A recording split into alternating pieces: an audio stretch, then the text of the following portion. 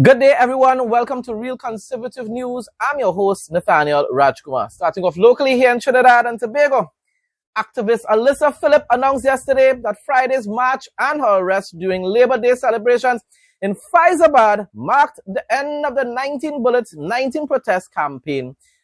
Bear in mind, people, I'm not sure, I don't even think the media is trying to portray that way, but I know a lot of UNC people might try to portray that way as though she just gave up. No, she had a mission. 19 protests for 19 bullets, and she completed the mission. Okay, then? So she wasn't intimidated into submission, even though that's exactly what the police are trying to do. In a statement posted to social media yesterday, Phillip said that this chapter is now closed as she thanked those who stood with her, adding that she had never been comfortable with the title activist, because that's what the media houses are calling her, but was simply someone who is willing to speak up about the issues that affect us all. And for what I know, she's a born-again Christian, just like myself. Not perfect. We are not perfect. But definitely we believe in standing up for our rights based on biblical values. She said that June 19th was never meant to be another march, but was a call for the people of Trinidad and Tobago to find their voice, speak their truth, and stand firm in their convictions without fear. And that's all she was doing. She never tried to incite any violence. She never behaved in any sort of violent manner either. She added that it was a call for young people to understand that their voices matter. There was power in numbers, and that real change only occurred when ordinary people refused to stay silent. And of course, the UNC hypocrites were calling for these same type of actions to take place while the mighty Morphin Ghanaian coal pot bicycle, no harm, no macaroni pie, PNM was in office. But all of a sudden, they condemn protesters. They condemn anyone that calls for justice and transparency and accountability. Yeah, I'm telling you, it's all about politics to the people, and I've learned that the hard way because I honestly, I started to learn about it a couple of years ago, when I had a falling out with the ground report. I'm not going to mention the reason why, but I did realize that Christians were under attack. And that's why I pulled away from the ground report after that. I used to be calling and sending messages in support of the ground report. And when I realized that Christians were under attack, and that radicals in the UNC were pushing that type of attack against Christians, and I tried to warn the ground report crew about it. It basically told me to just shut up, and I never listened to that program basically after that. At least not much. I will still listen to it in between. But what I'm saying is, and I warned about it, and I posted about it afterwards, how Christians were there was an attempt by radicals within the UNC to censor Christians, and I was hoping that Kamala Persad would not have ended up like that. And for now, it still doesn't appear as though pastors and Christians are being prohibited from preaching the gospel. Thing about it is, what happened recently to a guy who really did make some very controversial statements. He was extreme, but it begs the question, if pastors now begin to preach certain things online and in public, and it offends certain members of the UNC cabinet and leadership and party, are they also going to be arrested for discrimination for speaking what the Bible says? It just begs the question. It begs the question. My response, she stood her ground in spite of being demonized by politicians, UNC politicians actually, and members of the TTPS mob. That was something the pushback movement and UNC supporters cared about for 9.5 years, including me. I attended 2 different pushback protests. I attended the PSA protests as well. So that was something that the pushback movement and UNC supporters cared about for 9.5 years under Rowley's iron fist rule. So PNM people outside there don't feel as though I am on all their side. I'm not, because PNM is evil as well. Matter of fact, they are the founders of evil here in Trinidad and Tobago. But now they blindly worship the same cops who arrested them. People like David Welch. And Philip Edward Alexander was targeted by police. And he was saying, oh my goodness, democracy is dead, because he was protesting and was being harassed for just protesting. Silent protests as well. But all of a sudden, Philip Phillip has become one of the most patriotic people supporting the government and the police. I went on to say because Queen Camps has now labeled protesters as agitators. But if Queen Camps was denouncing what the TTPS was doing, the supporters would have been doing so as well, you know, except there is a fringe portion of the UNC supporters, especially in East Indians within the UNC, who blindly support and love and worship the TTPS no matter what. They actually have no problem with extrajudicial killings. They consider that to be justice. As a matter of fact, they actually sometimes even call into programs and say the police need to deal with them. Deal with them, you know. No matter how, you know. Just deal with them. But anyhow, I stood in solidarity with all of you throughout these horrific years. It was horrific, people. I am dreading the day that PNM enters back into office in 2030, but what's happening right now, I know it's going to happen. Especially during the lockdowns. It was horrible. I lost my business because of, it was a small business, but I still lost my business because of those lockdowns. But now you hypocrites have abandoned the masses in our nation because politics matters more to you than justice and preservation of democracy. A complete disgrace. But you see, the thing about it is, once again, a lot of those East Indian UNC supporters online belong to the middle class and the upper class. I know some of them. They are lawyers and bankers and so forth. So they don't care. Because they were never really actually affected by the lockdowns. You know, they were forced to take stuff that they shouldn't have had to take in order to keep their jobs. But they were never really financially affected by Rowley's lockdowns. Their pay was sure. You understand what I'm showing you? Even though they endured certain things, and poor people like me actually experienced it. Going for more than 2 years without being able to actually generate an income. So I know what it is to face persecution under the PNM. And I know what it is, how I'm seeing now that the UNC is actually acting in a very similar manner to the PNM and using and weaponizing the TTPS in order to achieve their agenda. And that is why I continue to speak out against it. I was never in support of a police state, and I never will, even though now the UNC is in office. And that is why I have distanced myself from the UNC now. Weather report for Trinidad and Tobago on Tuesday, June 23, 2026. Tuesday, June 23, 2026 in Trinidad and Tobago will feature partly cloudy conditions with scattered thunderstorms and a high temperature of 32 degrees Celsius. According to the Trinidad and Tobago Meteorological Service, the daytime low will drop to 25 degrees Celsius. Sustained easterly winds will blow at approximately 12 miles per hour, 19 kilometers per hour. Very high moisture levels averaging around 86% will make the air feel heavy. The UV index reaches a moderate peak of 6, necessitating sun protection during clearer midday intervals. Please be aware that gusty winds and localized street flooding are common in Trinidad and Tobago during heavy downpours or thunderstorm activity. Regional news now. Guyana is accelerating efforts to modernize its maritime sector through greater use of digital systems and technology as the government seeks to improve efficiency, oversight and compliance amid growing shipping activity.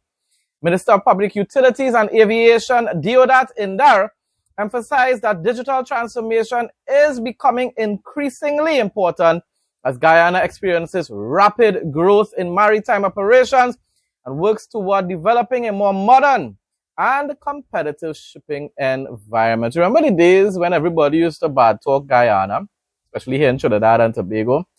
Now they are prospering at such an exponential rate that the time will come, they will end up passing us, you know, especially because we now have a UNC that is governing the nation more like a PNM. More than a dozen Haitians were taken into custody by police in West Portland, Jamaica on Sunday morning after reportedly landing along the parish's northern coastline shortly after midnight. The group is believed to have come ashore in the vicinity of Hope Bay or St. Margaret's Bay. The group was reportedly detained after residents alerted police to suspicious activity involving individuals seen disembarking from a boat on a beach in western Portland. So you see, it's not only us that have a immigration crisis here in Trinidad and Tobago, you know. It is understood that a vessel made landfall undetected, and investigators are now seeking to determine whether additional individuals may have left the area before police arrived. The latest landing forms part of a broader pattern of Haitian arrivals along Jamaica's northern and eastern coastline in recent years, as worsening conditions in Haiti have driven continued migration attempts across the region. Yeah, but Haitians I understand that Jamaica and even Trinidad and Tobago plagued with gangs as well. You know, it's just that, well, you have it on a whole different level in Jamaica. I mean, in Haiti, yeah. So I could understand why you're trying to get away from your own country. Problem is, if you're going to try to end up living in another person's country, nation, try not to bring along your bad habits with you, please. In most previous cases, groups have been intercepted and processed by security forces, with some returned and others applying for asylum. The development also comes as a politically sensitive moment, as public debate intensifies over a controversial deportation arrangement with the United States for Jamaica to temporarily accept non-Jamaican third-party nationals deported by America. The question is, and I asked it what day it was already, what is Jamaica, how is Jamaica going to benefit from this? And even other islands. You know, I wasn't really thinking about it a few months ago, even when I think this issue was raised by the St. Vincent and the Grenadines as well. Because I still believe that as small nations, whether it's Trinidad and Tobago, as Jamaica, third world nations, we need to try our best to keep good diplomatic ties with the United States of America. And I still stand on that firmly. Because we need them, they don't need us. But with ridiculous types of agreements like this that Trump trying to impose on third world nations because he thinks he's the king of the world, sometimes you have to take a stand. When it's about dealing with crime and stuff like that, I still support that. When it deals with narco-terrorism, I still support that. If the time comes that there's proof and evidence in the future that the military was in fact taking out people that were not narco-terrorists, well then let's just hope that justice is served. At this point in time, I'm giving them the benefit of the doubt that really and truly it was narco-terrorists that were targeted. And in those cases, people, I still stand in my opinion that when you're dealing with foreign terrorists, you don't need due process. It's just like when you're striking against terrorists in Iran and terrorists like Hezbollah in Lebanon and the Houthis and so forth. You don't need to go to court in order to target these criminals because they belong to other countries, and therefore it's basically an act of war. St. Vincent and the Grenadines Minister of Agriculture, Israel Bruce, has disclosed that 8 projects were submitted for funding during a recently held business forum in Bridgetown, Barbados. At a news conference, Minister Bruce explained that 2 of the 8 projects advanced to the forum's deal room stage. These are a $12.8 million Arrow Root Revitalization Program and the recapitalization of the Vinci Fresh project. Minister Bruce noted that there is also a strong possibility of securing funding for the remaining projects that were presented at the forum. The other proposals submitted include the Market Expansion Project, the Rebecca Irrigation Project, the Richmond Valley Irrigation Project, and the Youth Agri-Investment Program, among several other agricultural development initiatives.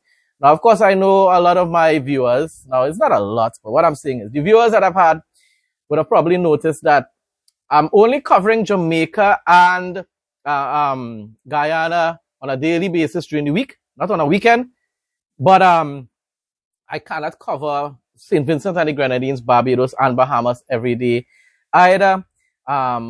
It takes too much time to put together this entire news report on a daily basis because 2 different news reports along with 1 short daily report as well, daily update as well. And it's extremely time consuming. It takes most of my day to be able to put these things together. In the future, when I can afford to be able to hire individuals to assist me in the production of these videos, I will definitely start back to highlight news from all these different islands on a daily basis. But until then, it's me, myself, and I that have to do all the work. So therefore, one day will be for St. Vincent and the Grenadines, one day will be for Barbados, and the other day for the Bahamas. The room presupposes that the financiers who looked at the project drafts felt a little better on these than the others. So somehow in what they call the pipeline, others went to the deal room. The two that went to the deal room was Vinci Fresh recapitalization and the Arrowroot revitalization. I sat into the deal on Vinci Fresh, and Mr. Hope sat into the deal for the Arrowroot revitalization. There are ongoing conversations with the financiers who are in those rooms. So save and accept to say that we hope that there'll be fruit born out of these two deal rooms. We are keeping. What has happened though is that the region has put together what they call now a deal book. And in that deal book, all 8 projects from St. Vincent and the Grenadines made it into the deal book. So that can then go before any investor. So if I were to turn my screen around and you were to try to capture, this gives you in one snapshot, in a single page. So a financing agency wanting to understand what is it we're hoping to do can look at that single page and capture essentially what is it you hope to do under your Arrowroot revitalization program. So we're hoping to use these opportunities and to push for these 8 projects that would redound to the benefit of the farmers across St. Vincent and the Grenadines. International news now. The Israeli Defense Force has issued new operational directives restricting military activity in southern Lebanon, according to a report by the New York Times citing 2 Israeli officials familiar with the matter. Under the new orders, Israeli troops are limited primarily to defensive actions and may openly fire in response to an immediate threat unless they receive explicit authorization from the IDF Chief of Staff, the report said. Now, if that is true, then fine, I believe in compromise. I believe in compromise, and basically it's just telling them to abide by certain policies being set by the administration itself. The Netanyahu administration, of course, most likely giving certain instructions. I don't see any issue with this, if it's true though, because it's New York Times. The directives reportedly also prohibit soldiers from firing warning shots at civilians returning to southern Lebanon unless they approach Israeli positions closely enough to pose a potential threat. Once again, I don't see a problem with that. In addition, troops are no longer permitted to demolish homes or other infrastructure within the security zone without approval from senior commanders, according to the report. That I think that should have been the case from the very beginning. The reported changes come amid efforts to preserve the ceasefire in Lebanon and reduce friction along the border following months of fighting between Israel and Hezbollah. The thing about it is it doesn't matter. I agree with following these types of protocol, in general. The thing about it is that ain't going to stop Hezbollah, which is a radical jihadist terrorist group, from attempting to attack Israel. Nothing you do to compromise with these people will change their hearts. But I still support these types of policies being put in place or instructions being given. The reported changes come amid efforts to preserve the ceasefire in Lebanon, and that ain't going to be preserved, and reduce friction along the border following months of fighting between Israel and Hezbollah. The report appeared to contrast with remarks made earlier by Prime Minister Netanyahu, who said Israel faced no restrictions in Lebanon and maintained full freedom of action against threats targeting Israeli forces or communities in the north. But listen to what the Prime Minister said.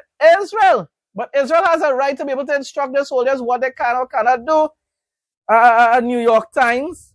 Really, I don't wonder how Americans how do they really pass English language in America, boy? You want to hear in Trinidad and Tobago? I am no expert there. I have a 1 in English, and I thank God for that. I have problems with spelling, pronouncing a lot of words. And I'm just saying, boy, basic comprehension, boy. Netanyahu never said that Israel is on, that the IDF isn't under restriction, you know. That Israel. And therefore, they are free to take whatever actions. You heard what the statement says?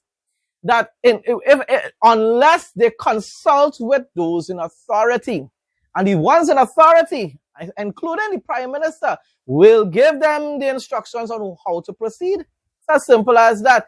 Israel has not restricted themselves in any particular way. All they have told the IDF is to follow the instructions you're being given right about now. Stay where you are, but follow instructions.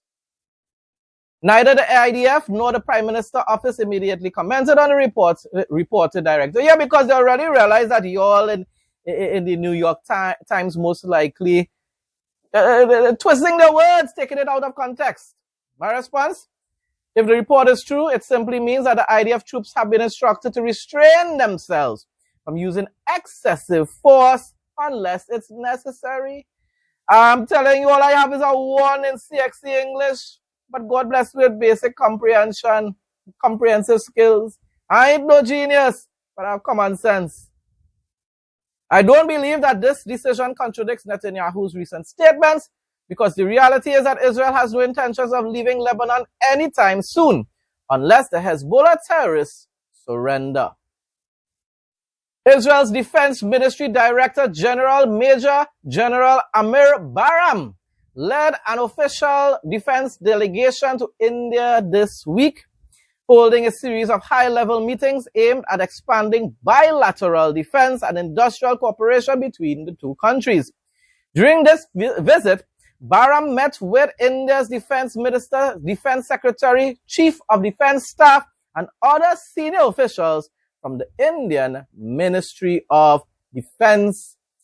Thankfully, under Prime Minister Modi, Israel continues to be a close ally of that nation.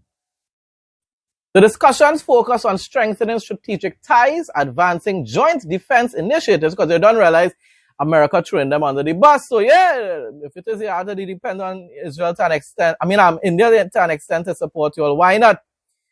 And exploring new opportunities for industrial collaboration. The visit is part of Israel's broader effort to expand defense exports and deepen strategic partnerships across Asia.